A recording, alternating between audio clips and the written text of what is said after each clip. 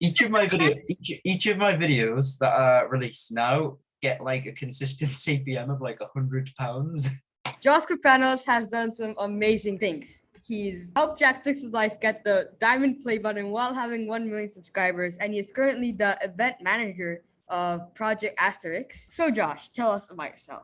So yeah, my name's Josh Kapranos. I'm from South Shields, a little town near Newcastle in England. Very small place. And I've grew up, I've loved doing trampoline flips, stuff like that, cliff jumping, all these insane challenges. And then at some point in 2020, I got brought onto all this play button stuff. And then my channel's just went mental since then. It's just a horizon of different niches, variants of videos and approaches to videos. It's crazy. But I don't know. I'm still on the I'd say, but yeah.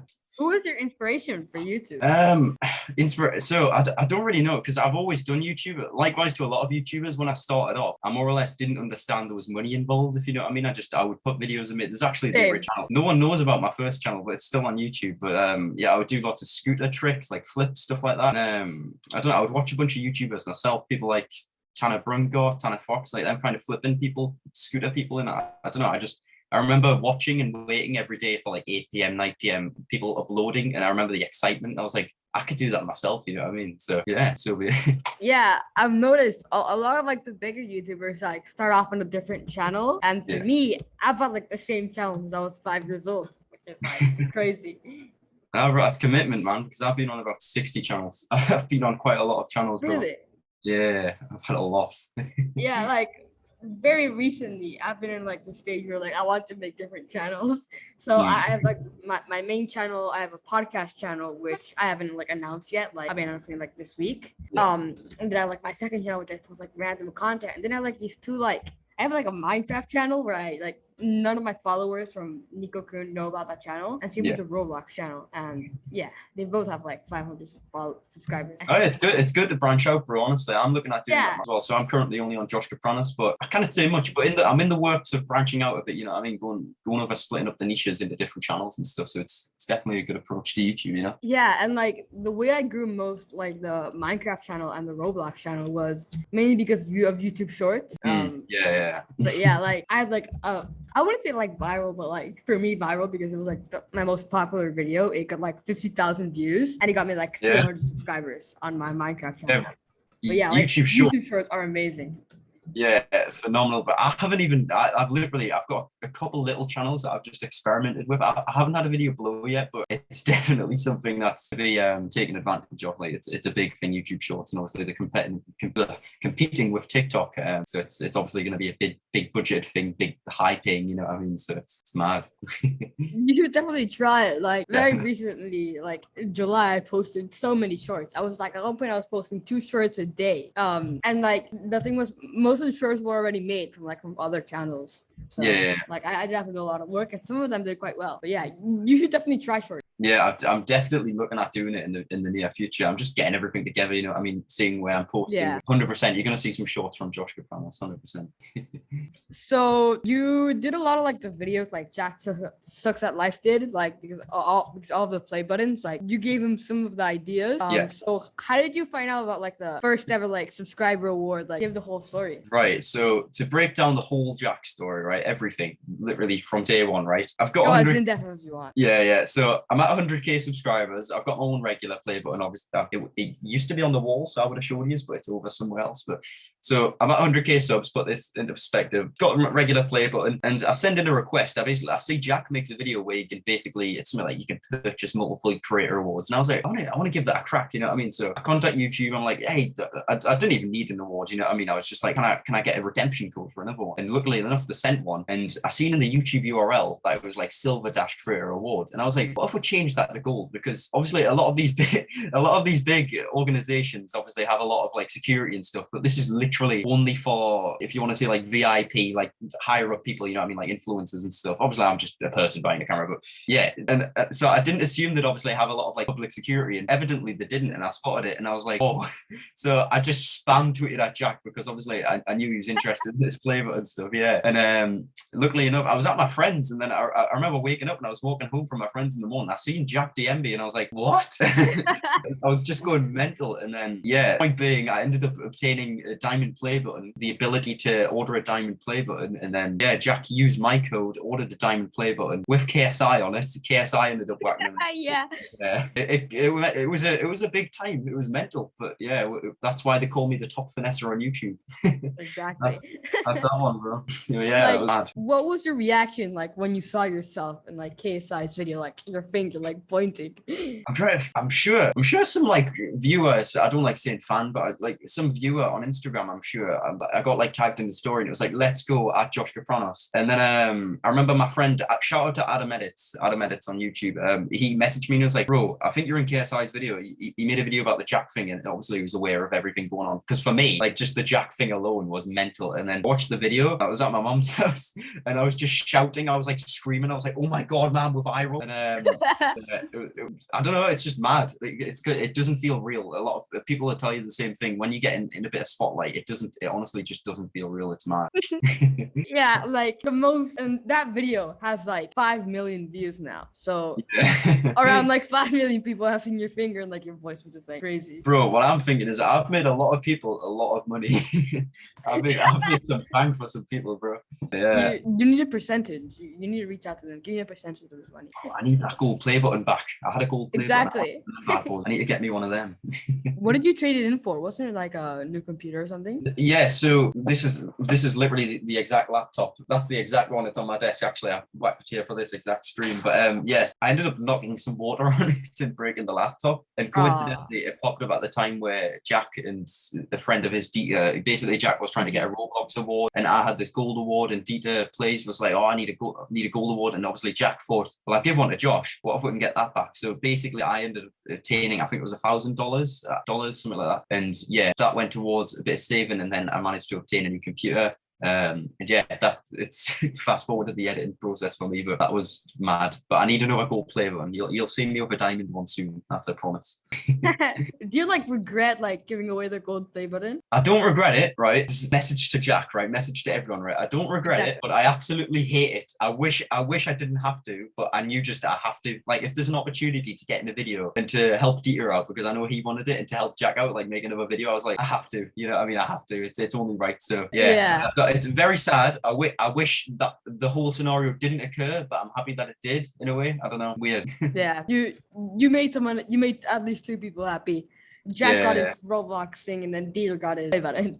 Yeah, bro, absolutely. Yeah, quite happy with that. So, what is Project Asterix? I don't know how to pronounce it well, but yeah. What basically is it? Yeah, so this is something new that I've only just hopped on board of. But yeah, obviously you're aware of all the YouTube boxing, YouTube fighting, stuff like that. Yeah. Not many people know this, but I've got quite a background. I've got quite a good interest in MMA, like boxing, more specifically Wing Chun, Jeet Kune Do, like lots of stuff like that. Lots of stuff you wouldn't assume your bloody play button YouTuber would be doing. But yeah, I love that kind of stuff. And me being quite a small, let's face it, dead creator, it's not very likely that I'm going to be hopping on any boxing events, you know what I mean, any of these big high tier boxing events, but I've always had interest, so you'll constantly see me tweeting at people like, oh yeah, let's make this happen. And yeah, basically one of my viewers, I'd hop in the octagon with anyone who like retweets this. yeah, I was doing anything I could just to, because I'm not like the hot-headed or anything, I want to show people that like how deadly I am when it comes to like actually getting in the ring, you know what I mean. I actually want to show people that like small creators, like I want to give people an actual show, not just like KSI, Logan Paul, like regular people who have learned to fight in a couple of years. Like I want to show people what like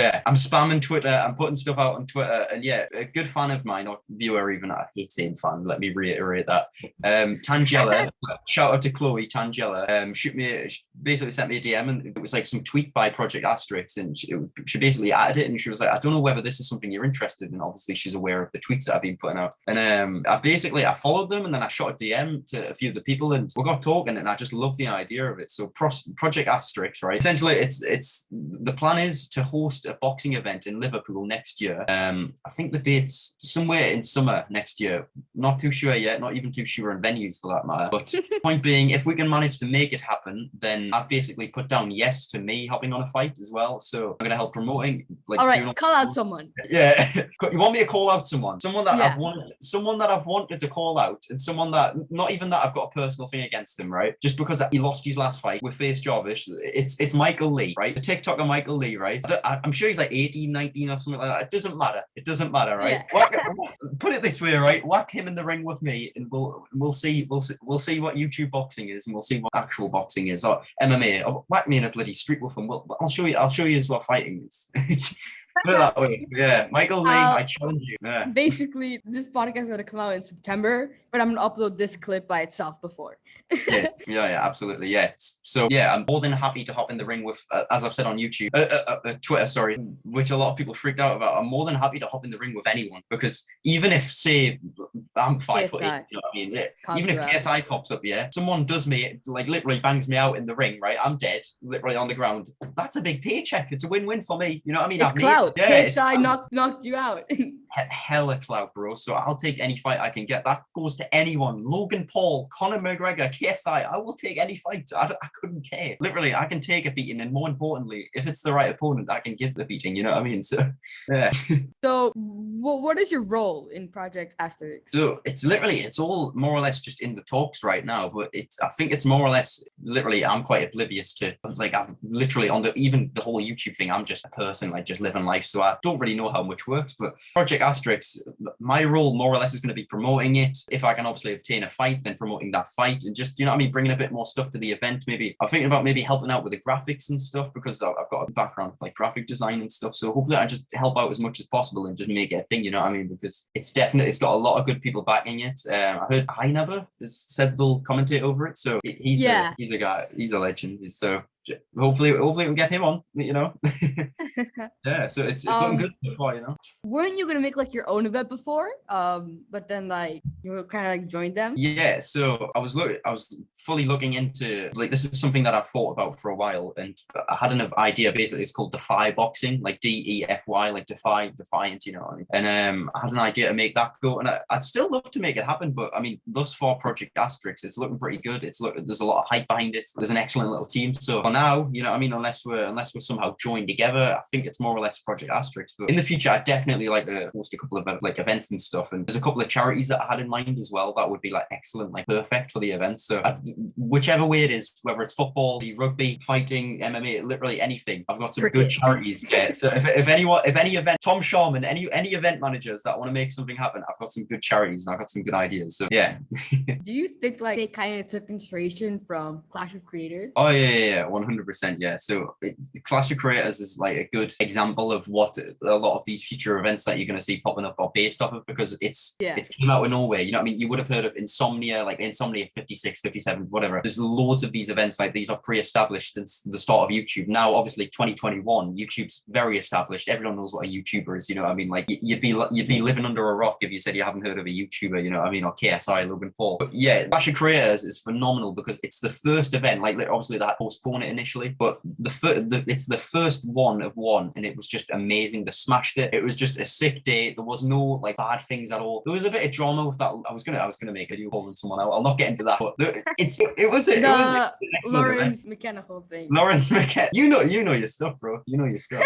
Yeah, that kind of it didn't annoy me. That was so funny to me. Yeah, it's like the color grading thing. It was like, bro, it's the first event, man. The event was so amazing, man. It's my first VIP event for that, man. It was phenomenal. Tom and Callum smashed it. It was 10 out of 10, and once again, a lot of these future events are going to be basing their idea and their obviously future prospects off of that event, because it just went 10 out of 10. It went how it was meant to go. And yeah, I guess that's the goal of every event, you know what I mean?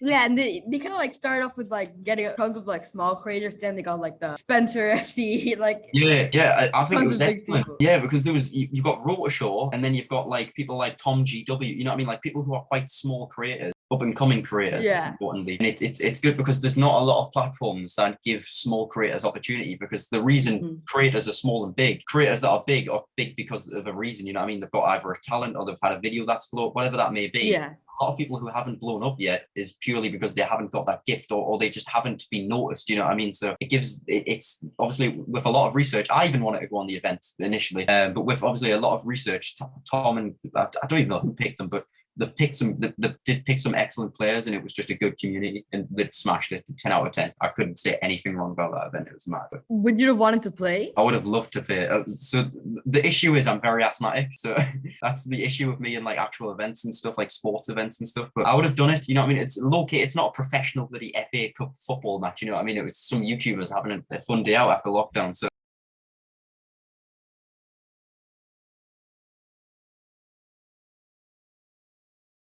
So people were kind of like treating it like a professional game, like the whole like referee thing, which was like yeah. So bro, it was just I don't know. It was just a fun day. Honestly, the only thing I could say wrong is the pints were a bit expensive. That's it. The drinks were a bit expensive. Other than that, everything was perfect. It was perfect, man. It was good. It was a good event. What team were you rooting for? I literally didn't even have a preference because I was too excited about like being VIP, being like backstage or whatever. You know what I mean? Because I had been to Fame MMA. I don't know if you've heard of that event where it was like Ali Low and stuff were fighting up in Newcastle near me actually, and that was the only event like YouTube wise and the only YouTubers I had met, and I met like Rotor and stuff. This is when I was a lot smaller and stuff. The video's not even online anymore. But I met a bunch of them people and it was just phenomenal. So getting to go VIP was just mad. So I couldn't care who won or anything. There was so many people that I've just spoke to for years and just watched for years and just been mutual with for years that I got to actual like, you know what I mean, talk to in real life. I even met a bunch of fans that it's like, because around where I'm from, the people who I meet in public, it's like 50-50.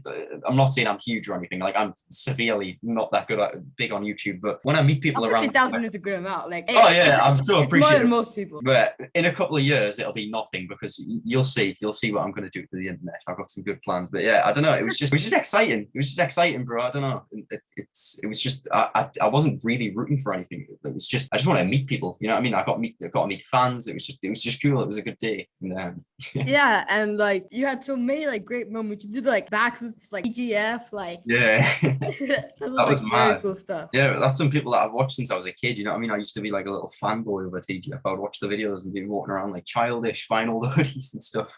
But no, Jay, I must say, Jay Swingler he's exactly how he seems. He's just no different in real life. If there's a camera in front of him, I mean, I won't even get into depths with some of the things that were said, but if there's a camera in front of him, you'll just go along with it. And it was just hilarious, man. Some of the stuff he came out with. So it was mad.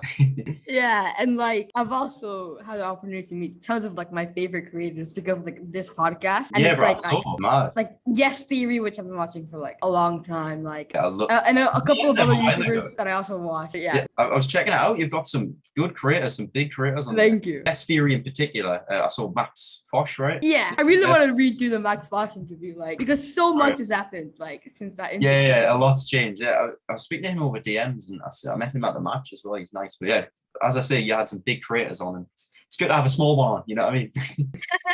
No, I've had some that are smaller than me and some that are a little bit bigger than me. But yeah, I just like I don't want to focus on getting like the top creators. I just want to interview creators that I personally like and that interest me. Diversified. Yeah. Yeah, because a lot of podcasts only get big creators. So yeah. Just people who have clout and who are worth watching. You know what I mean? That's exactly. What I do. You're just giving people a bit of a spotlight to show what they're about. You know what I mean? So. And people who will get them views. And I'm glad like projects like things like Project Asterix and Clash of Creators are like letting small creators get like a chance. Yeah, I honestly, that's the biggest thing that I rate about the event because it is so. I've done YouTube since 2011, and Jesus, it is hard to grow. Like you can blow up overnight like Ollie Ball, or you can work hard for years and see nothing. Like the harm is that, and I'm still grinding to get where I want to be, but it's mad. So just stuff like that is just it's I would say. Like I've had like a couple of friends that did YouTube around the time I started, and they all quit in under like 2 months because of like they weren't getting like enough subscribers, stuff like that. And I stayed because like I genuinely liked it, and I feel like they were only doing it for like subscribers. And I'm still not like the biggest YouTuber. But like it's like it'll take a while to get results. Like 2020 was like my best year, and then after you have a good year, it'll just go up from there. Like in 2020, I've already like almost doubled like all the subscribers I gained and views from 2020 and 2021, like, which is amazing. It'll just keep going up. Bro, the way I put it is it's those who quit which make those who succeed possible. You know what I mean? Like exist. Yeah. I mean, if there was no quitters, then we wouldn't be anywhere. Like people who are actually already established wouldn't exist because it would just be a bunch of people who are making videos would all be the same tier. You know what I mean? Like I don't know. It's good to have that like distinguishable difference between large creators and small creators because then it creates creates couples and stuff like that. And yeah, I don't know. It's just just not finding, yeah. It's also motivating when you see a creator your size like blow up. Yeah, Like, yeah. oh, it's still possible. Look at happen. Like, kind of like motivates you. Oh, it's excellent, bro. It's really good to see. I've had a bunch of friends that have just went from nothing to, like, for example, I'm not friends, but for example, Arak. Like, Arak's a good example of someone that's just you need to get him on. Like, honestly, he would be a good person to interview. Oh, I'm actually like chatting with his manager. He might be coming on like sometime this month, which is crazy. You're a marketing machine, bro. You do a good job. Fair enough. Back to like Project Asterix, do you like have a couple people, like at least one person who is confirmed to fight, or like who do you have in mind to get on the card? Literally, it's not even up to me. Like, I have no idea, bro. Like, literally, I just think as long as there are some small creators and some like big creators, as long as it's not all big creators or all small creators, as long as there's a good bit of diversity and just some good personality people, you know what I mean? People who put on a good show. And it makes me I want to see Team Star versus Alex. you know what I mean? I'd happily say a PewDiePie VT series, but I mean the chances there's more like chance. one person versus like 50 people. Yeah, it's mental, you know what I mean? So it's, I don't know, as long as I get to kill someone, as long as I get to demonstrate what I'm good at, then Yeah. bro, you know what I mean? As event manager, I'll whack anyone on, you know what I mean? So yeah, one person that would be good to see on the event, if I don't know how people would go about funding it, if there's any sort of brands that are looking to like fund travel and stuff, one person that I would like to see is my boy Adam Edits, as I mentioned at the start of the stream, but maybe my boy Batson as well. Actually, Batson, he's a very good creator. He's currently doing very well, and he put a story about boxing a few days ago. I'd love to see Batson on the event. And yeah, I was messaging him the other day because he was like, I want to box 100 YouTubers, and I feel bad because I wouldn't want to fight him because like he's my boy, you know what I mean? He's so friendly. That's one thing. I feel so bad about fighting my friend because I want to fight my friends. I want to like destroy my friends. Yeah, I mean, everyone does at some point, you know what I mean? At some times, but when you put your friends in hospital, it's a different story. So, but like, I have like a friend, who we have like an ongoing joke where like he says, I bet I can knock you out, like stuff like that. No, like it's like a joke. And then he was like, because we used to like, I moved, so we don't see each other much often, but we like really talk like Discord a lot. But like he said to me, like whenever we meet, we're having like a street fight. But like I know it's not gonna happen. I know he's joking. Yeah. Bro, it's fun, bro. As long as you got some gloves, wax some headgear, there's nothing wrong with it. You know what I mean? It's something that's frowned upon, like fighting and stuff. Obviously, like, by all means, don't go out and get into fights or anything. Like my main bit of advice: do not do that. Do never just be in opposition for no reason. But it's definitely a good sport to get into. Boxing. It's something good to practice. You know what I mean? If you practice it religiously, you can. It's a good form of meditation. You know what I mean? It's powerful, man. It's good. I know I already asked a question similar to this, but who's like, if you would get like, who would be like the main fight for you? Like, it can be as big as you want, as big as you want. You mean like if I wanted to fight someone? Yeah, like you and like on the whole event, like the biggest fight of the whole event. I don't know. I don't even know what we're talking like statistics wise or like numbers. Like I don't know what our capability. Austin versus Logan Paul. Bro, you might want to get involved with this, man, because it seems like you're good at getting in contact with people, and I might have to put a few words in for you. But yeah, that's we're just at the point where I don't know what our power is about getting big creators. I'd love to see Jack fight. That's one thing. I'd love to see Jack fight because obviously he doesn't do fighting and stuff like that. He just obviously sit down contact. I think that would be funny because it was cool to see like skates and stuff fight a while ago, like in like the first or second event, like boxing. I don't know. It's funny seeing like regular. I want to see like Vic Star fight or something. Yeah, that's a good Vic Star. I don't know who he would fight, but it would be so funny, man. It would just be phenomenal. It's just I don't know. Yeah. Okay, continue. I was gonna say something very stupid, but yeah. Bro, my connection's bad, so it's on and off. But yeah, it would be. I don't know. It's funny just to have a bit of diversity once again. So obviously not MMA champions versus regular people, but if there's some regular people fights, then there's some obviously experienced fighters, and it's just funny, you know what I mean? It gives it a good mixture. Ooh, I have like an idea, like it's just the random idea from the top of my head. Like maybe like a famous UK editor versus like a famous US editor. Like that'd be like cool. That's a good idea. That like maybe like I don't know, like James Painter, like TGF's editor versus like Logan Paul's one. Yeah. I don't know. Yeah, like that would be Jaden versus like Mo. Like yeah, Mo.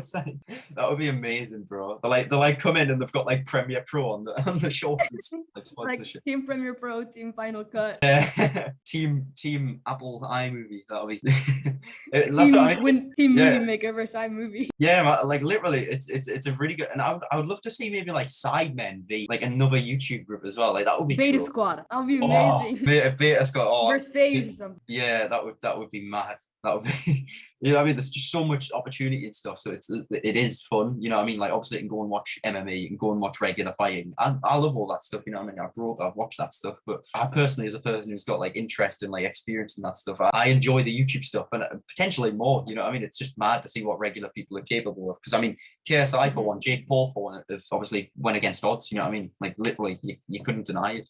It's mad.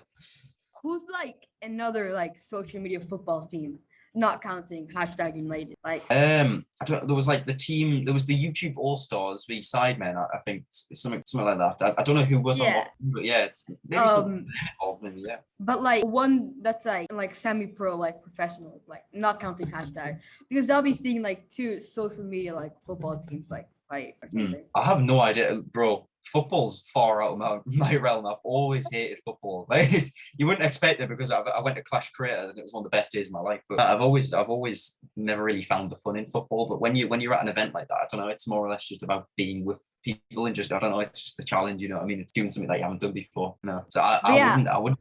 Yeah. I'd love to maybe like help like get some of the people because I mean I'd say I'm good at getting in contact with people. Yeah, bro. I looked at the podcast and I'm like, yeah, you still get the views. The views are getting there. You know what I mean? Creeping up. Yeah. Then I looked at some of the people and I'm like, whoa, that doesn't make sense. And then I click on the videos and then you've actually got the people on. I'm like, this kid's a genius. Like I couldn't get some of these people on. You know what I mean? Like it's and like yeah. The reason I think the views aren't so like well, it is because like I was posting them on my main channel before, with like tons of like other content like vlogs, like Minecraft videos. Yeah. So I made like a new channel which I haven't announced yet, but like that I will be posting the podcast there. I moved the podcast back to my main channel because I felt like I already had the audience on Nico Kun, and why just completely move the audience to a new channel. So I just decided to keep it on Nico Kun after uploading 4 podcasts on Nico KSI'S. So I just re-uploaded them, and yeah. Yeah. Because I don't know why I didn't do that from the start, but like I feel like after I do that, the views are gonna like go up. No, yeah, that's something that I noticed because if you look at my channel, I've went from play buttons to finance. You know what I mean? Like I've done quite a good switch recently because I don't know, I've always had interest in that sort of stuff, and I will for one say it is a good idea to split up your channels. I mean, a good example, for example, would be Jacksucksatlife, Jacksucksat stuff, Jacksucksatclips, or whatever his names are. I literally yeah, or maybe not like GeoGuess or like each different game, but you know, like maybe Josh Gaming, Josh Kapranos Finance, Josh Kapranos Vlogs. Like it's good because obviously the YouTube algorithm needs something to work off of, and they need the audience to promote it to. So if you got like 10 different niches, then it obviously makes it struggle, and thus you'll just get less. Well, basically my channel is like tons of different stuff. My channel's living evidence of that. One video might get 20k views, one might get 100. You know what I mean? It's mad. Yeah, if you look at like my past videos, you'll see like a vlog, like tutorials, podcast, commentary videos. It's like all over the place. So I want to organize it a lot more. But yeah, I'm as I said, I'm excited for like the new podcast channel. But I don't know if like people are actually gonna subscribe to it. Bro, you'll never know if you don't try. You know what I mean? And it doesn't cost anything to try. You know what I mean? Because, unless you're paying these YouTubers. You know what I mean? I've like started other channels and I feel like my followers to go subscribe, and they get like 10 subscribers from it, and it would be kind of disappointing, like seeing like the magnitude of like guest I'm getting, like 15 subscribers. It'll be kind of disappointing.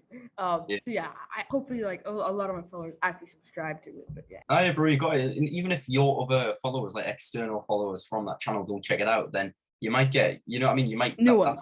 You might get new ones. You might have different excluded audiences, and then with, for example, maybe one video on one channel getting like 100k, 10k. Some people are obviously going to hop over. You know what I mean? Whether they're interested or not, views are views, and ranking happens because of views. You know what I mean? So it's a win-win. Literally, YouTube, just go and have a fun time, and see what happens. Yeah, and like the good thing about the podcast is like the people who watch it like you because of like your personality, and not just because of the content you're making. So it kind of makes it you build like a more like stable fan base, and like being able to make like more content. So no, yeah, absolutely. Yeah. And even you as the interviewer, your audience will have a better idea of who you are as a person, like individually, as opposed to like a lot of people, you know what I mean? Because KSI doesn't have a podcast, for example. He's a good example. Or maybe Jack, like you don't hear much about their personal family life. If you look at Impulsive with Logan Paul, you hear all about Greg, his mom, everything. So your audience will, you know what I mean, they'll know how you are as a person, they'll know how you approach conversation. conversations, how intelligent you are. It just gives you a good example, and that's why I've wanted to come on a podcast and potentially host my own podcast at one point. Podcast is so You know what I cool. mean? Yeah, I love them. Really good, man. But honestly, my favorite is probably the Ricky Gervais show. It's just mad. It's just so funny. But yeah, I don't know. It's I think it's excellent that YouTubers can just go and do like Zoom casts. You know what I mean? It's so easy. Literally, we're just talking right now, and it's excellent, man. It's just fun. Yeah, like you're in England, I'm like Miami, like. I am there, man. And so and sometimes it's like people in like I co-hosted in like a podcast for like one episode, and it was like Bangladesh and like Mexico and then like the UK. It was like like so weird because it was like I got Max Fosh for my podcast, and then I got invited to co-host Max Fosh on another podcast. Yeah, no, that's mad, bro. It just opens opportunities, you know. Yeah, I got invited. It was another podcast that actually was like I talked to like the host of like quite frequently. And they just invited me to co-host that episode. So it was like crazy. It's in like 3 different continents, like in one call. Yeah. No, bro, literally it just brings people together. I mean, likewise to these events that we've mentioned, you know, I mean, it's just, it's good to have a chat, you know, I mean, there's nothing wrong with just sitting and having a chat, even if you don't see any physical product at the end of it. It's just, you can gain things, you know, I mean, you can learn about people. Yeah. And the thing is, you talk to people you never think you'd be able to talk with. Yeah. Yeah, 100%. And it kind of gives you a better idea, because on a podcast, you said, unless you've got a couple of cuts. For the majority of podcasts, it's just uncut. So you're going to see who's fake, you're going to see who's not fake, you're going to see how people actually are. And a lot of my viewers are going to say that I'm the same bloke. Literally, I'm just exactly the same. I just whack a camera on. I mean, with finance, you know, I mean, I'll maybe keep the effing and jeffing down a bit, but I'm just the same bloke. I just like having fun, you know, I mean, I just like filming. Yeah, and like out of people I've talked to, I've seen like tons of like the variety of people who is like actually like nice, like a very cool guy, and then who's like, I'm like, I didn't expect him to be like how he is. I don't name any names, but there's been like people I've gotten on act like crazy in their videos, but are like the person ever like in the interview, which surprises me. Oh yeah, it's mad. It is mad, and there's nothing wrong with maybe being like excited in your videos than it being like a bit more chill, obviously being a bit more. There's nothing wrong with that. Yeah, but it is right that some people you can see how much of a you know what they are. And put it this way, I've met a good amount of creators that you wouldn't like to be friends with. You know what I mean? Like I'll obviously not name names, but I've prior to me being a bit bigger on YouTube, I used to do graphic design. No, there's so many. You know what I mean? I wouldn't even be able to think individually, but there's some clients that I've worked with, like graphic design wise, prior to YouTube, like doing well and stuff, that are just like so big headed. You know what I mean? It's a good way of putting it. Just clout driven. You know what I mean? And it's not nice, and that's one thing that really annoys me. A good example being Lawrence McKenna. Like I don't know why he acted as if like what color correcting halfway through. What if anyone mentions that name, you'll be like, who's Lawrence McKenna? And then if you say the guy from the guy from the Geordie podcast, then you'll be him. He's literally a prime example of that. So what's he doing talking? Get him in the ring. Literally. Exactly. If you ever do like start your own podcast, I would happy to help like getting some of the guests and stuff like that. It's like it's easy, 100%. It's fun for me. Yeah, no, definitely. If I get a podcast, hey, you could be a co-host. You know what I mean? Like for someone of your age, maybe. You know, what I mean? Obviously, you call yourself like the youngest podcast owner or whatever. Yeah, I think I am. I won't be in a couple of months. Like in 1 month, but yeah. But hey, you can say at one point you were. You know what I mean? Exactly. And then once you reach your view. Yeah, once you're huge, former youngest podcast in the world, and when you're successful, you're like, I was that, you know what I mean? Yeah, I don't know. It's, you're very formal and very mature for your age. That's something that I picked up on, so yeah. I tried to apply for the Guinness World Record 2 times of like the world's youngest podcast owner. I got denied both times, but okay. Yeah, bro, there's so many records that I've wanted to like request, but you have to pay like £6. I'm not paying money. Yeah, it's like $5. For me, the first time it was $5, and the second time it was free. Oh, right. Maybe because it was like for the same record, but. All right, yeah. It's. I mean, if it's worth like if it's something that you're like, yeah, I'm the only person that's done this, then maybe. So, for example, finesse on a diamond play button, I might want to hit up Guinness World Records. You know what I mean? Yeah, I think it's more or less like mainstream things that like people in the Guinness book would be like, oh, I know what that is. You know what I mean? Yeah. And like they gave me alternative records, like longest running daily podcast, like stuff like that. Like I'm not doing a daily podcast. Oh, that would get out of control. Like so, unless you've got like hella people planned out, like you'd have to do a lot of planning, because it would get to the point where you're like, I've got no one to get on, then you end up getting your bloody nana on, your grandma or something like that. You know. and then Like it's school friends. yeah, this is my friend, and you just like no one knows who they Then- are. Have a reason to watch. Yeah, Then yeah, there was like that's a grind. maybe it could be a podcast where you and like another person just talk about like life. Like Yeah. and, like each episode is like a month of your life. That could be like Yeah. a cool concept to do like daily. I mean, it's Yeah. gonna be very, very hard, but Yeah, that's it would be good doing like August with Josh Kapranos, and then you just go over what's happened. Yeah. You know what I mean, like you just go over. Yeah, that would definitely. It's got very sunny in here. I just realised halfway through. Yeah, I don't know. Podcasts are great. I love podcasts, and I love listening to them, being on them, watching them, whatever it is. They're just good. You know what I mean? But anyways, who's like this is a completely different thing, like a completely different question. But who's like your dream YouTube collab? A dream collab. It can be with a YouTuber, someone who's dead, like anyone. I don't, that's quite a question. That I don't know. I have no one in particular that I'm like, oh my god, I just love this. But I don't know. Maybe like a film with Era. Like I've shot his editor a couple of messages and stuff. I haven't really got replies because I'm maybe not that like Zach, his manager. Yeah, I think it was Mac that I messaged, something like that. But yeah, I don't know. I'd like to maybe collaborate with Iraq because I don't know. You've got like flipping YouTubers as well. Like I like Flip like Z. I like Jack Doherty. I don't know how to pronounce it. I'm a Geordie, so I'm not really Jack sure how. Doherty. I don't even know. I have no idea how I'd go about pronouncing that in my accent. But yeah, he's someone that my boy Paulo actually is good friends with him. My friend Paulo Suarez.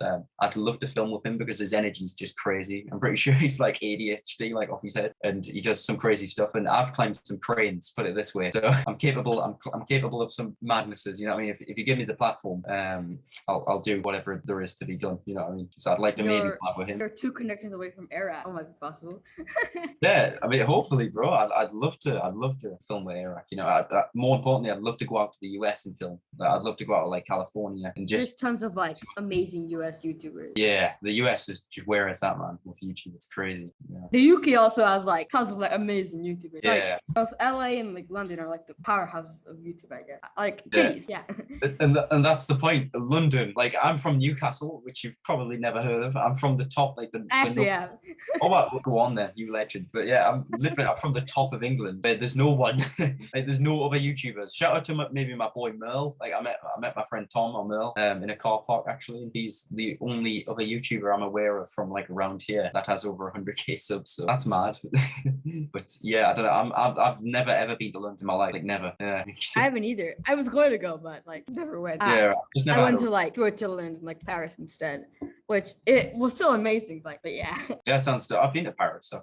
Yeah. Like for me, like I have like tons of people I'd like that are dead that I would like to interview, but there's like no chance like doing that like anymore. And then some people who are alive, which also I think would be like amazing. Bro, one guy who's just random as hell, but I think you would just be cool to whack on your podcast. I don't know if you know who Vern Troyer is. Like a little bald guy. I think he grew up like Amish or something. He's in like a lot of the Austin Powers. Like What's his name? Vern Troyer, begins with a V. Rest in peace, first of all, Vern Troyer. You absolute legend. But he would have been sick. He was such a cool little dude. He was in like Roman. I feel like I've seen him. Yeah, you would have, bro. He was in like Logan Paul vines. You know, they like open the car door and it like hits him. So, Yeah, yeah, I think so. Yeah, he would be good.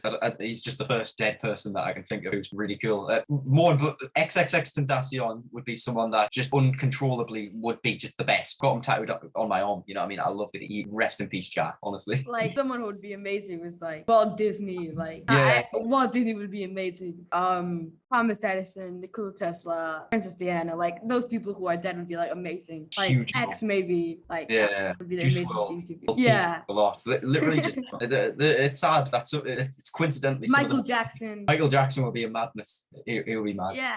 Like John F. Kennedy, which is just random person on top of my head. Abraham Lincoln and that. Exactly. Yeah. And So, then, like, yeah. Continue. I was gonna say, yeah, it's just mad. It's pretty sad that a lot of the coolest people have died. You know. Yeah. Freddie Mercury would also be cool. What's like your biggest regret on YouTube? Regret. My biggest regret, which it's not really a controllable regret, is being very inconsistent towards the start of 2021. So I had whether you literally let me know if you'd like me to get into depth, and I can do so. It's not a personal thing, but I've had a lot of mental health things If you going want. on. Yeah, so a lot of people I put on Twitter actually. So towards the end of 2020, on Christmas Day, actually, I was hospitalized. And basically, I was like faint. I was on the ground. I was like shaking and stuff. I didn't know what was going on. I had to spend the whole of Christmas Day in hospital on my own, and they put it all down to anxiety disorder. like really bad anxiety disorder. It was causing me physical pains. I couldn't breathe. Like it was horrible. You know what I mean? I thought I'm it was glad massive. you're okay. No, right thank you now. very much. But me too. You know what I mean? But yeah, so after that, I was back in hospital a few times, and then I'm asthmatic, so they kind of put me on what's called beta blockers. So it's like a low mood, like depression, anxiety stuff, tablets to obviously just keep you happy, I guess, and keep you productive. But they kind of put me on that because I'm asthmatic. So I'm literally a person who suffers with low mood / depression disorder, anxiety disorder, and the more one that gets in the way is OCD / obsessive compulsive disorder, whichever way it is. But yeah, so I spoke to a lot of therapists and stuff about that, and that basically made me a lot more distant from YouTube because I physically was terrified. Like I was so anxious. Like it's like what if I get excited, my heart stopped beating again, and I get put in hospital. You know what I mean? Because my heart would, like on that day it was horrible. So it made me. That's when I say it. I was inconsistent, but it's more or less for good reason. So I'm quite sad that happened. You know what I mean? I couldn't have really done anything to do it, but I guess I regret maybe. I don't know. I just regret not being consistent overall because there have been times when I could have done something about it and I haven't just because of laziness, and that's just purely me being honest. Like it's just no motivation, and then it would just make me sadder because I'd be like, well, I'm not seeing any results here. I'm getting more depressed because I'm not seeing any results, but I'm not doing anything about it, so I don't deserve the results. But when I started uploading again, and recently when I've done daily uploading for a bit, my channel done the best that it's ever done, made the most that it's ever done in a month, like literally, and just I've got so many more viewers. So a bit of advice for anyone watching: if you're struggling with YouTube, be consistent and stick to a niche. Literally, it's yeah. I hate to give the podcast a turnaround. I'm a happy person, you know what I mean? But yeah, literally the happiest people can be suffering with stuff behind doors. But no, I'm in the best place I've ever been now, and I've got ways to like control it and stuff. But yeah, good. Another bit of a motivation.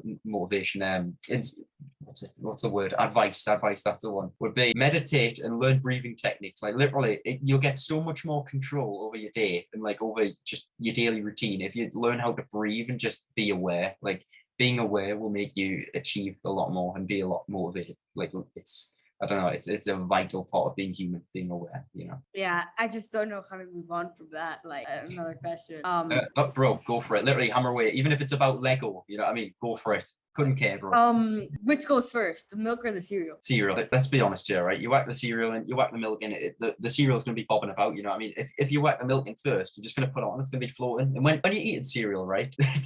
You've got some OCD on your podcast. You signed up for this, right? Your cereal. If you whack your milk in first, then your cereal, you instinctively use the back of your spoon and you push it under the water, right? You know what I mean? Water, milk. You push it in the milk to soak it in, right? So there's no reason why you shouldn't put the cereal in first. You know what I mean? It's just theoretically would both result the same. You know what I mean? So whack your cereal in first, boys, right? Or else we'll have to hop on a YouTube boxing match. You know what I mean? I put milk first, but okay. Anyways. Diss track season.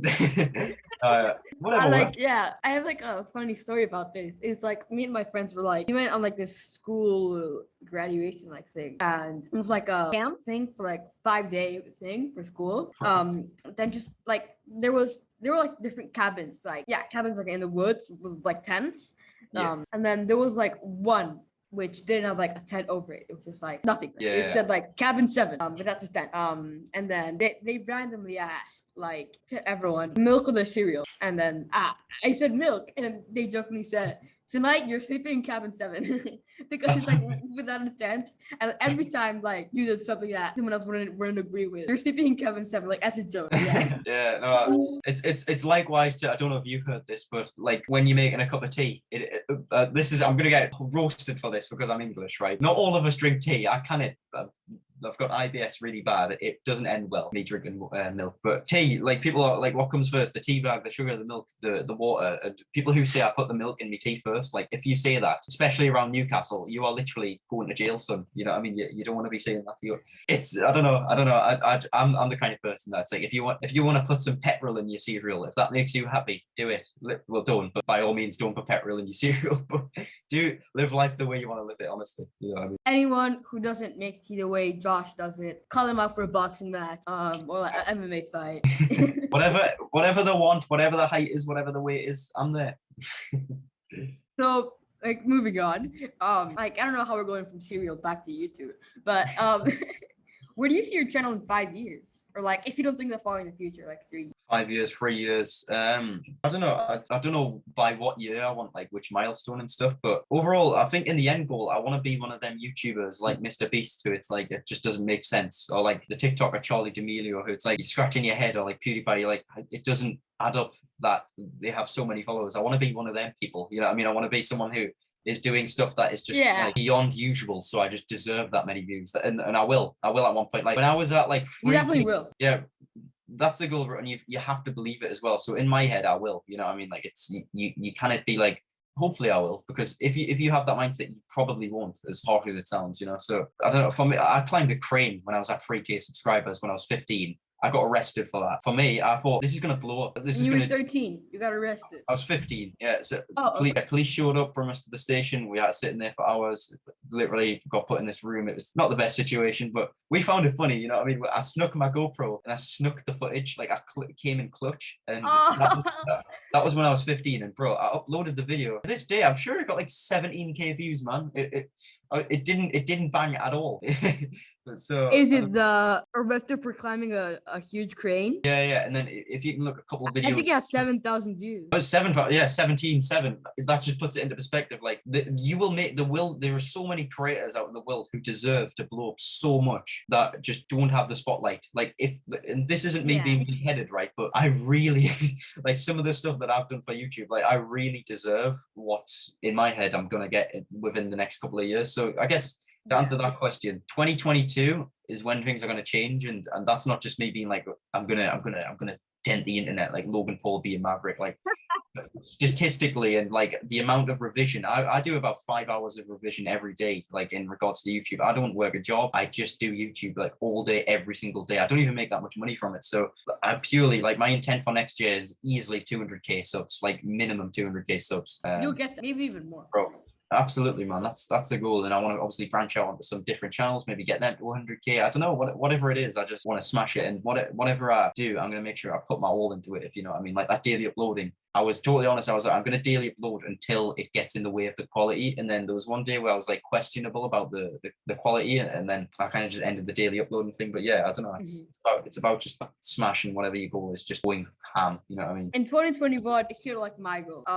Like before I was thinking of like putting the podcast on another channel. It was 50,000, but now I'm not gonna do 50,000. I'm gonna do 25,000 on my Kapranos channel, and 10,000 on the podcast. I know it's a lot. Like it currently has 5 subscribers, a podcast channel, but I definitely think you got it. It will get there.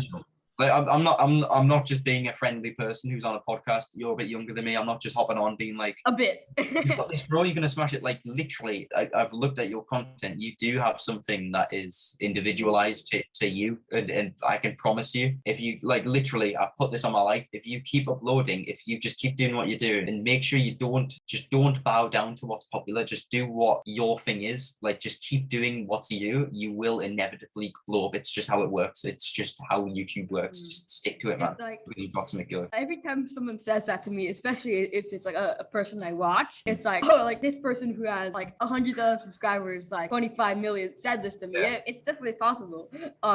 Like 100%, and that's the thing. A lot of people will just say it to be nice, but even if it seems a bit nasty or a bit mean or anything, I don't really care because I'm so honest. Like I just don't care, and that's me being honest, saying like you do have potential. If you're just a little kid making podcasts that I didn't find entertaining, hey, I'd tell you. I wouldn't just hop on and be like, crap this, but you know, you get the point. Yeah, you've got some potential. And like the thing is, my literal favorite YouTubers, I have to be like Logan Paul, like Yes Theory, like Eric DeBotch. I've all like said that, and it's like there's hope, like possibly, like, but yeah. Yeah, no, literally, it's just the matter. It's not even the matter of if; it's just the matter of when, and the matter of when can be more soon. If you maybe tomorrow, one of my shorts will blow up, or like literally tomorrow, one of your shorts could get.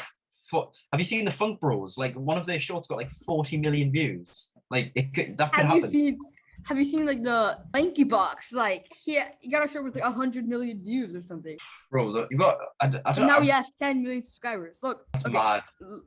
Look at this channel. Look, 250 million views, like 100 million, 92 million. It's crazy. That's the It's power of like TikTok and like short videos and stuff like that is just phenomenal. I've only got to imagine like for YouTube, like the more length the video is, obviously the more you'll get paid and the more you'll get recommended. So I've got to imagine, like, do these shorts pay well, or is it just like loads of views, so it equivalates to the regular amount? With shorts, if you're watching them on your phone, you won't. It doesn't account to watch time, Right. or like money if you're in the AdSense thing. But if you're on computer, it will. But it's kind of weird to watch a vertical video on computer. Right. So most people like, so it's a little tiny bit. But they're introducing the like Shorts creator program or something, which is gonna like give thousands of dollars to like the most popular shorts creators that post original content, not like the ones that repost TikToks.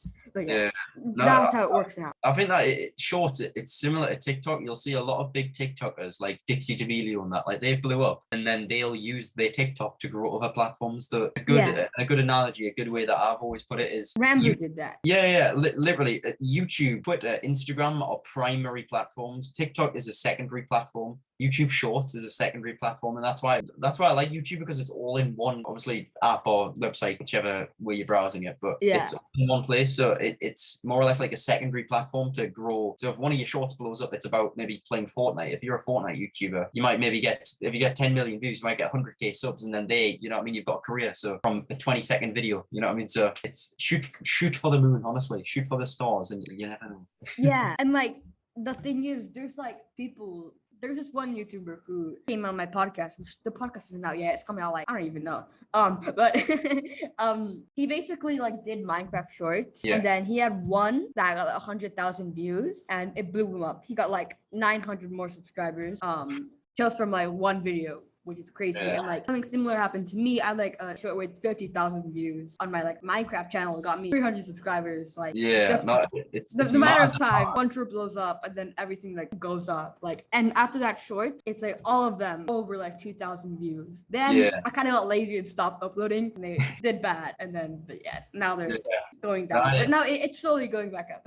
You got to be consistent with that, bro. 100%. But the power behind shorts and like them TikToks and stuff like that, it's just insane. Like it is incomprehensible. If I'd have told myself a couple of years ago how many like young kids and how like quick people are hitting 100k, like it's mad. If I'd have told myself that I'd have 100k, I would have tried. I mean, I don't know, it's mad, it's weird. And like people like Millad Merge, who like I think like 3 months ago he had 5,000 subscribers, and now he has like 2 million. And like he was posting like 7 shorts a day, like working at Subway, which is crazy. Like that's too much, but like he grinded it and it worked out. I think it's good that some big YouTubers, like even people who don't need to do short, like Mr. Beast, obviously is he must be the highest paid YouTuber. Like has to be. Even if it's not even CPM, you're speaking to the person with the highest CPM video in the world, actually.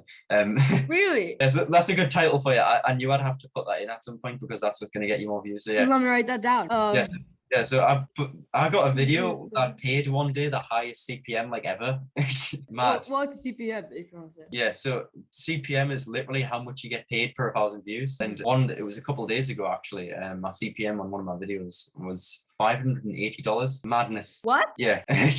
So Mr. Beast and stuff, obviously views will exceed that. So like it'll make more of it. He'll make Mr. Beast. You should make a video on that. Like I'm gonna at some point. Yeah. So I'm gonna basically make a video like how I'm the highest paid YouTuber. Obviously I don't make millions and stuff from YouTube, but if I was to get the same views, put this into perspective, right? I had an reacting to Arabic YouTubers video that got 100k views, right? I made about, and I don't care about these details, I made about £30 from this video. About $40. Like that's how bad Arabic CPM is. If that video was the same finance video, I would have made over £500,000. Wait, no, would I?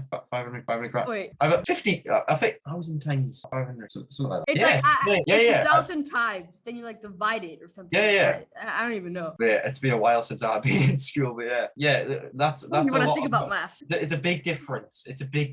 You see. So it's either in the 50,000s or the 500,000s, one of them two. But either way, the minimum one being 50,000, whichever the calculation is, that's a lot more than £30. You know what I mean? So obviously CPM's not consistently that, but like Yeah. Most CPM I've seen is like 32, which is like from Graham Stephan. But Yeah, but that's like he inspired me to do this finance content, man, because it's been an interest of mine a while. I'm not just dead, and then I'm like, hey, well, let's make some money. Let's hop on the finance. Like I've wanted to do it for a while, but I haven't known how to approach it. Like, do I do it on this channel? But I've done it, and then coincidentally, one of my ClickBank videos done a CPM of over £400 or over $580 or something like that. It's just was it the most recent one? my most recent one was like how to get $0 to $10,000 a month on ClickBank. Yeah. I think the highest CPM on that one, like this is gonna blow you away. This is gonna blow you away. So this is gonna be the clip at the start of the video. I can already tell.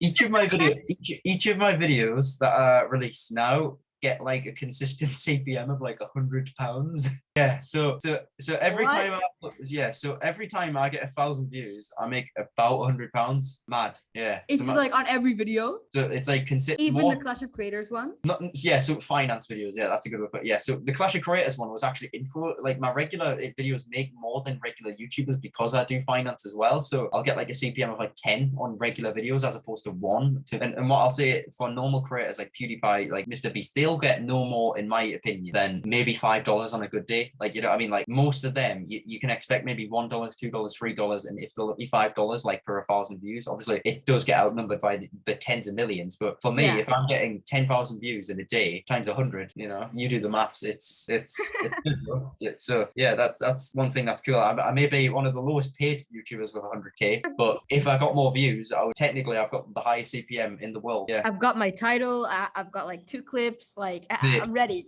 tags, views. You've got the lot, mate. Honestly, Exactly. yeah, this podcast is gonna do well.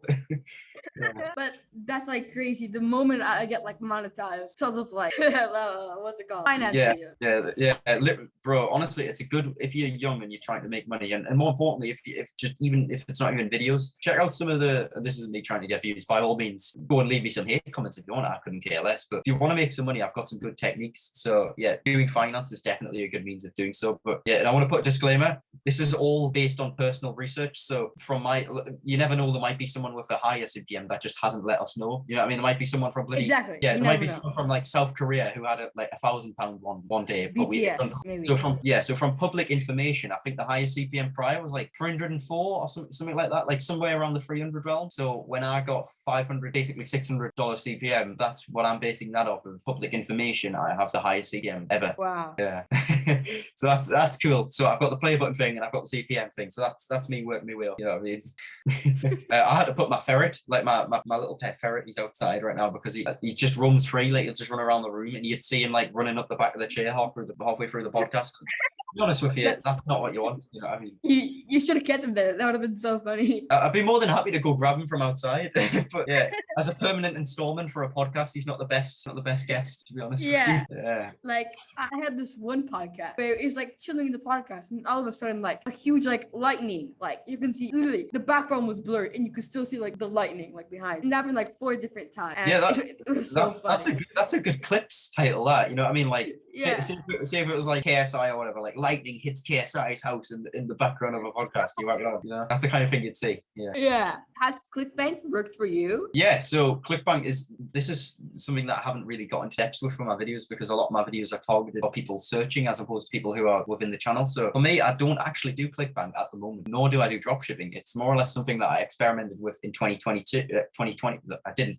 I'm like Doc from Back to the Future, mate. I've been in 2022. That's my secret. So yeah, it's stuff that I had a faff on with last year. And yeah, I don't do it now. I've got a lot going on YouTube wise because I've got a lot of plans. I'm going away next week on a little trip, so I have to consistently be scheduling these uploads. And I postponed my last 2 uploads. Like my upload schedule is Monday, Wednesday, Friday. I literally postponed Friday's one, and then today, Monday, I postponed this one as well. It seems mental. It seems like I'm slacking. I'm like mega OCD, and this doesn't mean I like my room tidy and stuff. For me, OCD is like it either has to be perfect or I couldn't care at all. So like the video will either be sloppy or it'll be like phenomenal. So if you look at some of my videos, like they are Which just is good. Like yeah. making sure the video is perfect. Yeah, it's not me big headed. If you look in my videos, like the editing is like ridiculous. Like it's ridiculously flawed. So when I put a video out, you best bet that this is It's always your best. Yeah, it's not me being big headed, but not even that. Like if I put out a video, it will be better than everyone else's version of that video because I will base it off of everyone else's and I'll make sure I've got everything that they've said plus more. You know what I mean? And then editing wise, I'll go on top of that as well. So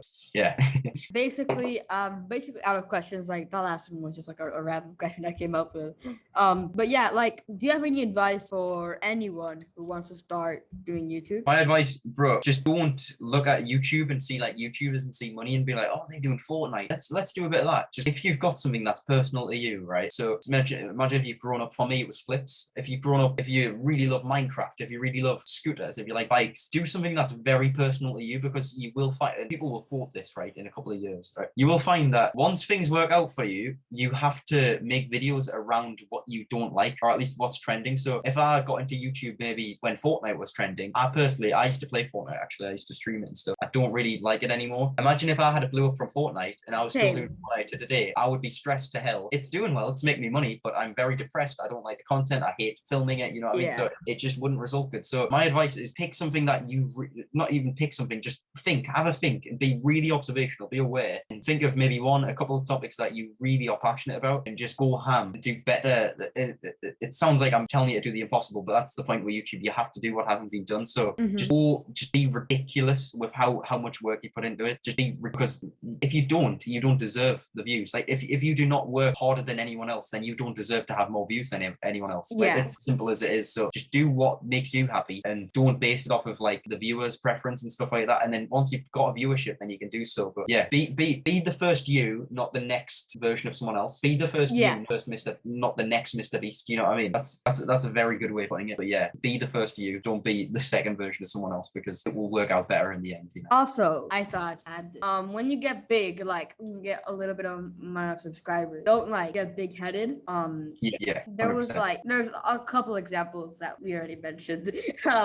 Like there's obviously a couple other ones. I had like a personal experience with like, I'm gonna say it because I don't think they're watching this far through. I don't even know if they watch my podcast. But it's I watched some of the what's it like Archie Manners. I can't even think. I don't even know who I'm thinking. I don't even know. I watched one of the. I can't even think of who it was. No, it was your podcast. But it was just a random. I just clicked on a random one and I just watched one because I was like, let's click on someone that I don't know, and then I watched for like 20 minutes. Matt the Bat. I'll have to have a look. I'd have to have a good look, to be honest with you. And I watched like 20 minutes of one, and that's what I based it off of. And I can't definitely say that you're a good little podcast host, man. You do it good.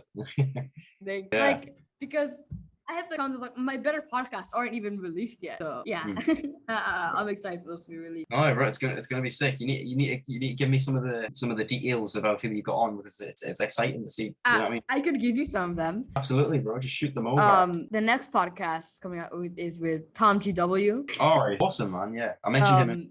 Yeah, I don't know if you know him. Ryan NG Film. Don't know Ryan, no. He's like makes some amazing videos. I have Eric Floberg. I'm not sure if you know him, but yeah, I have like a couple people that. Oh yeah, definitely. And I rate the diversity as well. Like having small creators, having big creators. It's the best way to do it, honestly. Yeah.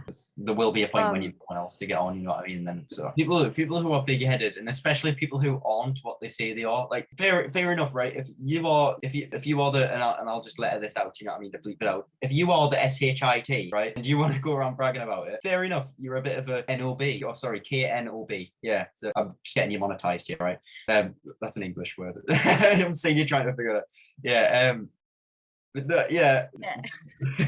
If you want to do that, go for it. But, yeah. But if you're literally nothing and then you're acting huge and acting like you're this and that, then it's just stupid. So that kind of links into my videos. If you look at my videos, like if you click on my videos, this isn't me bigging myself up once again, but you will see me consistently take the mick out of myself and talk rubbish about myself. I talk rubbish about the way I look. I talk rubbish about everything because I'm so honest about how little I care. Like you'll see literally kids, like some like kid like popped up and they started like being like, oh, give me a shout out. This is like a true story. Like some kid popped up on Twitter and started being like, oh, give me a shout out. I want to do this. Like, give me one. And I want 1 million subs and I want them now. This and that. And I went, I want £1 million, but it doesn't mean I'm getting the CUNT, right? And then they started tweeting it out, and then they cut this photo basically, so it looked like I just messaged them and said that. So and then I was live, and then people started going, you talk to your fans like this? And I was just live, right? And I was like, I do. Every single one of them hate yous, and people just loved it because they know know that, like, for example, TGF, like, you know that they are real because it just takes common sense to, and it takes observation to be able to tell. Like, you can only fake so far. And for me, like, I'm just a regular person who is in this position, obviously, where I can create these videos for these people, but I couldn't care. Like, you know what I mean? You're a bit of a, you know what, to me. I'll be back, you know, by all means, don't retaliate to things, but I couldn't care, you know what I mean? And I'm certainly not the best person to be arguing with. So, like, I don't know, I'm just me, you know what I mean? If people disagree, then that's okay. Unsubscribe, leave a dislike for all, you know what I mean? Couldn't care. Yeah, like, no, this is a whole other topic. How mad do you have to be to leave a dislike on a YouTube video?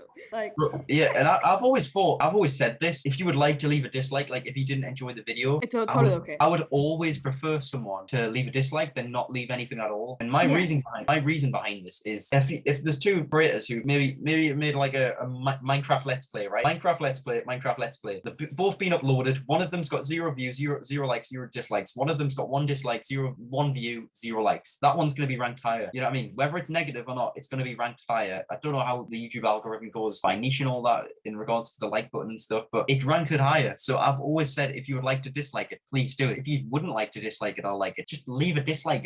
Leave a hate comment. It helps me boost an algorithm, so they're more than appreciated. Yeah, and I actually enjoy the hate comments as well, because unlike a lot of other YouTubers who will get in arguments with people and they'll be, oh my god, you talk to your fans like this. I am a person. Do not dare say that I am a YouTuber. Like this. I am literally a person who makes videos on YouTube, right? So if someone says something to me, fair enough, whatever, that's funny. If someone obviously crosses the line, then I'll retaliate, and I couldn't care less because it doesn't affect me. Literally, right? Literally, if I've got loads of hate comments, right? Can I just put this into perspective? You can cut this out. Like I'm stuttering here. You see how silly it is? You just turn off your phone. Your phone's on. Someone's sitting taking the mic out. You just turn it off.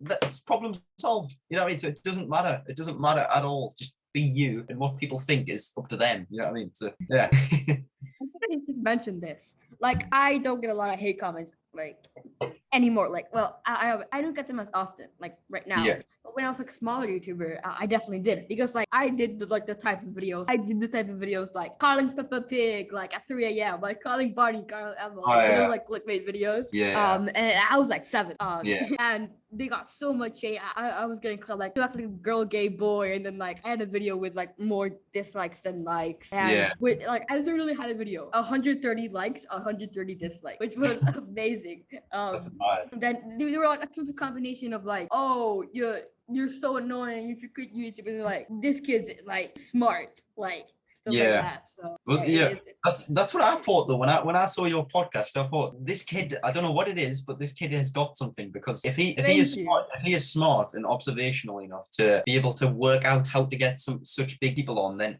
he has something that other people don't, because other people don't do that. You don't see a podcast that is up and coming that has the biggest guests on, you know what I mean? So you don't see a 12-year-old interview like, yes, maybe you're the top, you might be the top finesser on YouTube, you know what I mean? I might have to hand over my crown, not taking the hat off, like, because the hairline, but I mean, you know what I mean?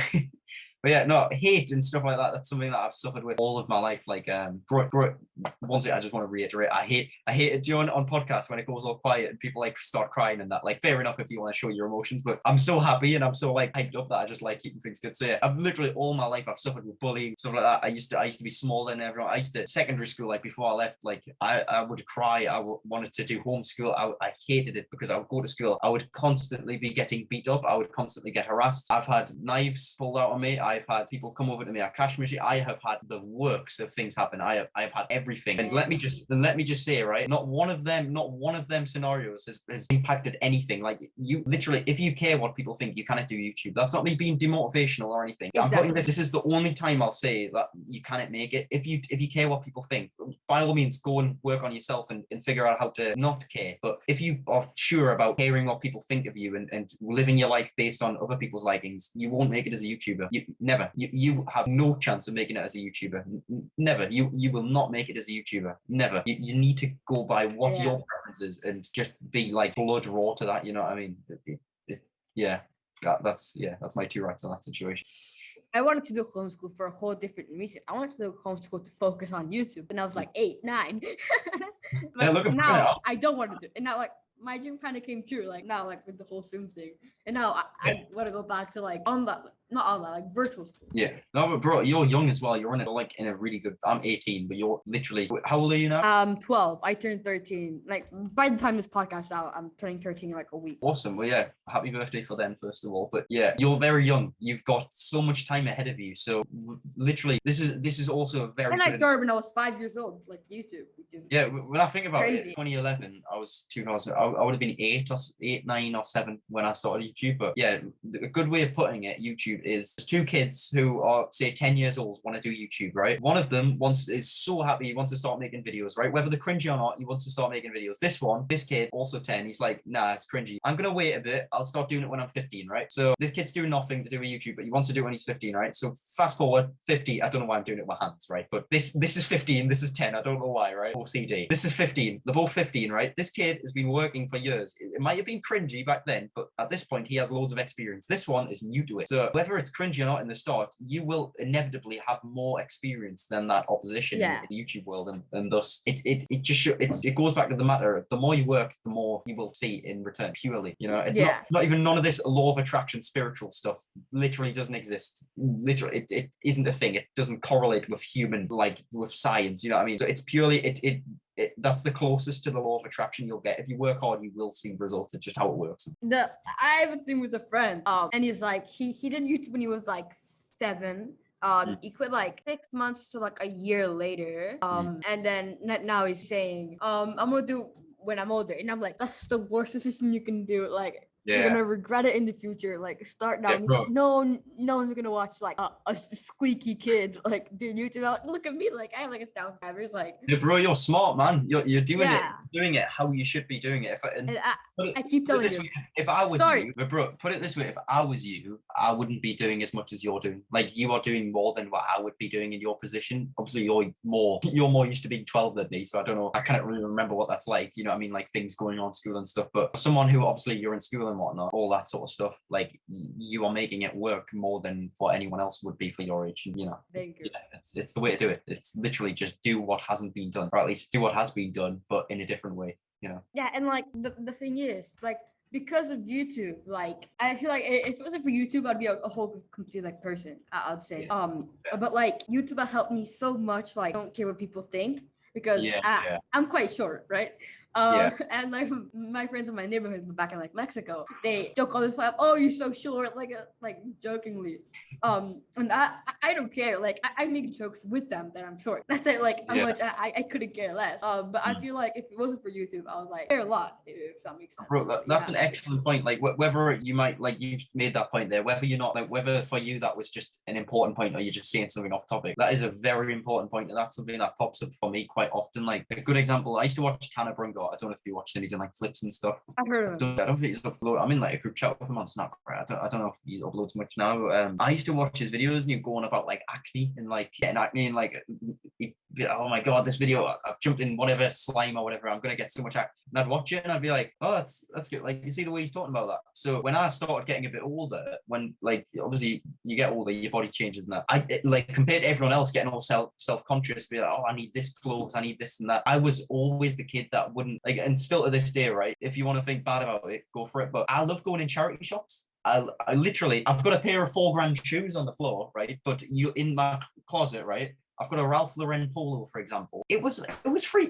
It would be £50 to buy. Like, literally, why not? You know what I mean? Why not? So it's just, I don't know. You'd love like Goodwill. I've never been to it, but like. But not even the Goodwill. Like, not even the donate. Like, I am all for charity. More specifically, ones that like have helped me in the past. It's what I try and base off my charity investments off of. But like, I don't know. It's just, you can get some steals in a charity shop, mate. Honestly, you can get some good stuff. Honestly, so go to charity shops, I guess.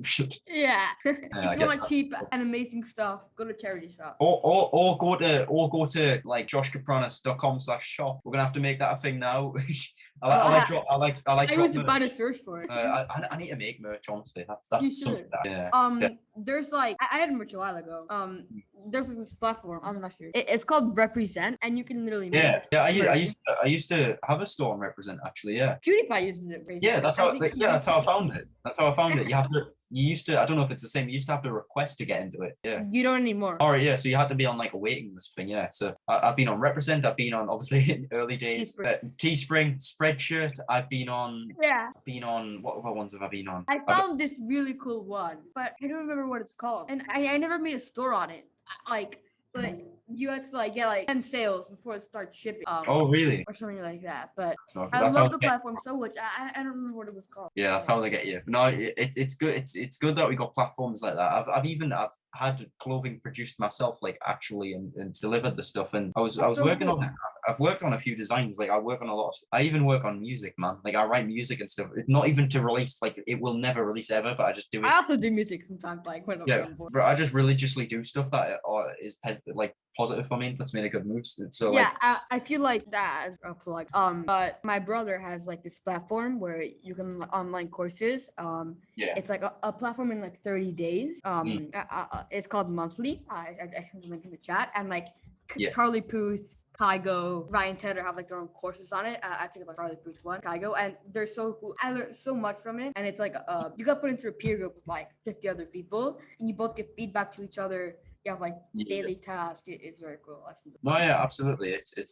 It's definitely I good. could give you a referral code so you can like get 20% off. Like no, $20 off or something. Yeah, hey, yo, if you shoot me a DM after the podcast and give me a bit of elaboration, a bit of explanation of how it works and some of the stuff and like the niches and stuff, I'd probably be more than happy to maybe make a video about that, man. I'm looking for brands at the moment. I've got a bunch of brand deals that are in the works of doing, because I've got like a manager, like like I work with like 2 people actually, but you mentioned in one of your videos, it was like you said something to your business email that you were getting requests from like people. I want to get like a silver play button, and then like your manager was sending you like something like that. I don't know. I can't remember, but yeah, I think you're referring to at one point, like with like management, the way the email, I don't know if it works with every company, but when someone emails my management email, it basically goes to my management and then it refers to my regular email. So no one's spamming my regular email. It's just through another email. So after the Jack thing, loads of people are consistently to this day message me and they're like, oh, can you help me get a play button? I will pay you this much. And it's like, oh man, I'm not looking to, like, me and Jack are pretty much, I think, blacklisted from the YouTube like creator awards program. So yeah, I think we're like fully. If you were to hit 1 million, you wouldn't get the play button. Yeah, I don't think so. Yeah, I don't. Hey yo, don't be top finesse right here. Trust me. Put it this way: if I got find a way, it's okay. But yeah, if I got to 1 million, right, I've literally got 1 million like piece of paper right now congratulating me. So I'm happy with that. But if I got to 1 million, I wouldn't like naturally be able to get a play button. But put it this way: if I got it to 1 million, I would make sure I got my hands on a gold play button. I would make it happen. I've got my ways. You should get in contact with Dieter, buy the play button back. I want to so bad. Bro, use your platform. Tell Dieter right now. You tell him. I want it back. Dieter, Josh wants the play button back. He'll pay you. I'm not sure how much. Yeah, I'll probably pay or not, or probably, I don't know. But if you do get it back, you can like maybe find a way to like take Jack's name away and like replace your name or something. Yeah, that's what I was thinking. Like, really actually like take it and get it like re-engraved. But Dieter, you can have a couple of £100 for it. If not, I'll openly do like, I'll get your name tattooed if you want. I don't really care. I'll do 1,000 backflips if that works. I don't know. Dieter plays on your forehead, like maybe not forehead, but yo, if Dieter plays, put it this way: if he messaged me right now, he was like, "Do you want the gold play button? Get a tattoo with my name on your arm." I'll go and do it. I couldn't care less. I've got a field rolls on my arm. I've got loads of rubbish. Honestly, it doesn't matter. No, I'd love a gold play button though. But yeah, probably won't be seeing any awards anytime soon. Yeah, it's like so annoying that like now the videos Jack is gonna have to work a lot harder to like keep on doing like these play button videos. Oh yeah, that's why I haven't seen them in a while, because I simply just don't. I literally haven't had the money. I haven't had the resources and stuff, or at least up until recently, to make it happen. And obviously, I'm looking at branching out channels now, so I don't know what I'm gonna do to go about like the play button content. But yeah, I've literally my play button's in a box right there, like just right there actually. But yeah, it's not even on the wall right now. This is my new set. I feel like TikTok and like Instagram and like Twitter start selling like play buttons. I feel as if TikTok would go out of like, they've run out of money though, because the amount of people that hit they'd have 100 mil one, you know what I mean? Like, and maybe like 100 million, like 50 million. Like, would be like the play button, and it'd be like a whole nother series for Jack. Same with like Instagram and like maybe even Twitter. Or maybe like a verification award. Like, so once you get verified, like I'm verified on YouTube. Maybe you get like a little tick, you know? That would be amazing. Yeah, that's Yeah. the idea. Email Uh, YouTube, and every time someone gets that, you get $5. Yeah. This is your idea. I'd take it. I'd take it, honestly. Yeah. No, it's TikTok and stuff are mad. Like I don't know how they'd go about that. It's just the numbers are insane. It's crazy. Yeah, and it's like so easy to grow. Like, well, Really. I can't say that because I haven't grown a lot. Like, I mean, Even if you just look at other creators, it's easy to say that it's easy to grow because it's just Yeah. easy. Ollie Ball, Jacob Chuckanos, like Yeah. when I met them at Clash of Creators, right, you could see they are just normal people that are blown up because when I talk to them, they literally seem nervous like around YouTubers. Obviously they already, but like Jacob Chuckanos, for example, I went to go and say hi, and like you can see he's like just a normal person. He's taking it in, and it's just weird.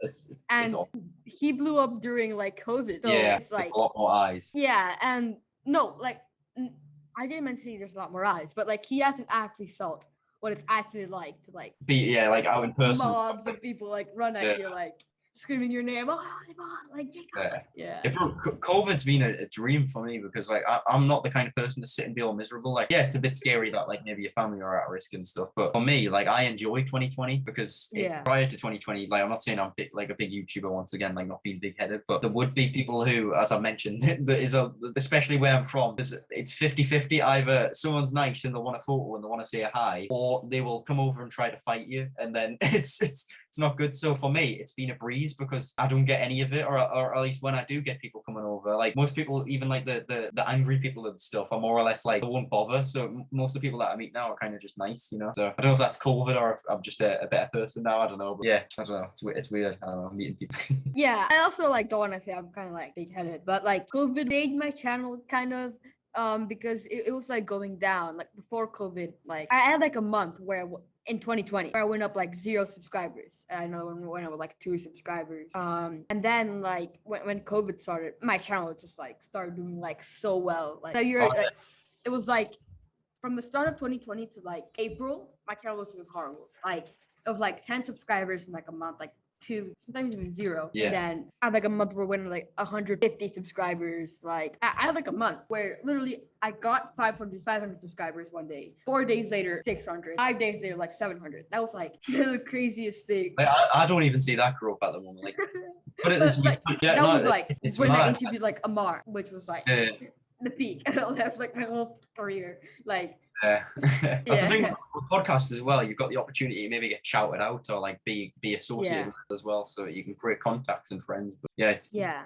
COVID for me, and I've always said this up until Christmas Day, 2020 was the best year of my life. Like literally, it would have been until you find out you've got all these things wrong with you, then you start having to live your life in a completely different way. But yeah, prior to that, I've got nothing to complain about. 2020 was phenomenal for me, best year of my life, no questions asked. It's like 2020 was also great for me. Like it wasn't only YouTube that was amazing. It was like school. Like I think that was like my favorite school year yet. Like and then 21. Probably not one of my favorite school years, but like my channel was doing amazing. Like the first month, almost like 200 subscribers. Then it kind of went down, then like back up, then like down, then like back. It's just crazy. It's I feel like August. I want August to do very well because my goal for the end of the year is 5,000. And there's like a couple months left, and I'm still at 1,000. Hopefully, I just need like a YouTube short to blow up, and then I'll get. No, it's good to be setting goals as well. Goals are a good thing. Like for obviously the things that I've got into depths with that have affected me mentally and stuff. Have literally I couldn't actually like I would have breathing problems because of the things mentally wrong with me and stuff. So I couldn't like make videos, edit videos. Like it wasn't good, man. But like so I actually had like a reason to resume from YouTube. But setting goals and stuff, like it's something that I didn't do obviously throughout that period, and ever since I've came back with the finance content, like subs kind of aren't really a goal for me. I like to maybe hit 120k, but I'm not too fussed. Like I'm happy with where I am. Like I couldn't care if I'm at 113k, 114, 12. I'm past 100k. I'm happy with that. And yeah, I don't know. My goals more or less at the moment are just to build up the audience, like views wise and stuff, because you know what I mean, got the CPM and stuff, got the best CPM in the world. Now I just need the views. Yeah. Put it this way: if I got a million views, I would be a very rich man. Exactly. I would be the highest paid YouTuber probably for 1 million views ever. From one video.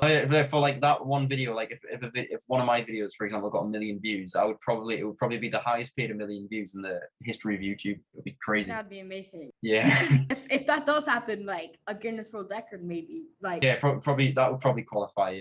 yeah, since like Jack is helping other YouTubers get there, get like a play button, maybe like another collaboration with like Jack, if that does happen. I love it, man. That's my only chance with Jack, right? I always DM him every now and then, and I'll pop up with ideas. Like I literally do. Like we're mates and all, but I'll pop up and you know what I mean? Like we're not obviously tight. We don't go to the pub 24/7, but I'll pop up and I'll be like, yo, I might want to hop onto this. Like this might, and I'll just, I don't know, because if he makes a video, then I've influenced the video. Does then the answer like, well, what does he think when you like pitch him like random ideas? Yeah, no, but yeah, I'm like a marketing machine when it comes to ideas and like play button stuff, you know. So Yeah. I know Jack has money, I know I have less money, so he can obviously make. You have ideas. You have good ideas. And I've given him so like many videos. Oh yeah, I would have made him a lot of money from that play. Yeah, and like how many subscribers has he like gave you? Oh, yeah, no, you made I think it was Jacksucksatlife stuff video a few days ago. Like it's been a year since the diamond play button thing, and he mentioned like he's literally his videos now, like ever since that video went up, have like significantly like they just do better. You know, like that from that one video, there was like the YouTubers react one. Like I got in multiple videos from that, and it done bits for me. Like it literally, it's not. It's weird to think like I don't know. It's just cool. I don't know. It's cool because I know I helped Jack out like a bunch. Like I helped him out a lot, and he's helping you out. Like yeah, exactly. Like you know, I might not be where I want to be yet, but it was definitely a boost and one that you know. I don't know. It's cool. I don't know. I'd love to work with more YouTubers. It's a good way of growing. That's like the good thing about like collabs. Like if you do a collab that does well, it benefits both of the sides so much. Yeah. And if they have like another video that blows up, they might go back to like their collab and that starts doing well because the other video and you start doing it. But yeah, it's like that's the benefit of collabing with so many people. And like the same with podcasts. If someone starts trending, people will want to see interviews of him, and that the interviews will start doing good. Literally, yeah. So if you predict it, and if you get an up and coming person, one person that I'd advise you to get on the podcast, and this isn't me just hyping up a friend, would be Jack Batson. He's gonna blow up. I don't know whether it's gonna be BATSON on YouTube. It's got like 8K or something at the moment. Like if you can Batson is named Batson. Yeah. He's someone that I can tell you right now, right? Just call me a genius in about a year. He's gonna blow up in 2022. What's his Instagram? I think it's just Batson. I don't know. Yeah, I just want to do him good because he deserves it. Like if the amount of work he puts in. Batson. There you go. Following him. Wherever we're at on the podcast, whether we're near the end, whether we're near the middle, whether we're near the start, whatever it is, good clip would be just watch what I do to the internet. It's just watch. Like I'm at 117K or 18K right now. It's laughable because. Just watch. That's all I'll say. Just watch. I say that. Watch. I might have 1,000 subscribers right now, but yeah, my number one bit of advice when people are asking you about YouTube, being like, "So how are you gonna like being skeptical?" Just watch. Just watch. Watch. Not even watch and learn. Just watch and be like, "So how's he done that?" Watch. Yeah. A similar thing happened to Dream. He got like a comment saying, "Oh, you're not gonna be a famous Minecraft YouTuber by like some guy," and he was like, "Yeah, I will." Watch, give me a year. Look at him now, like 25 million subscribers. Like, oh yeah, he's killing. He proved that guy wrong. Oh yeah, he's mad. The views and like Tommy in it and stuff. It's just, yeah, Tommy in it's like something else. Yeah, he smashed it, man. It's crazy. Yeah. Anyways, I'm gonna end the podcast here. This is the longest podcast I've done. Oh really? Yeah, it's 1 hour, like 50 minutes, almost 2 hours. Which is oh wow. Like the longest I went for once was with Liam Bedford, which is like 1 hour and like 20 minutes or like 25 minutes. Yeah, I love his. But yeah. Yeah, no, it's been excellent hopping on. Thank you so much for watching this video. Thank you so much for actually coming to the podcast, and I'll see you in the next episode of the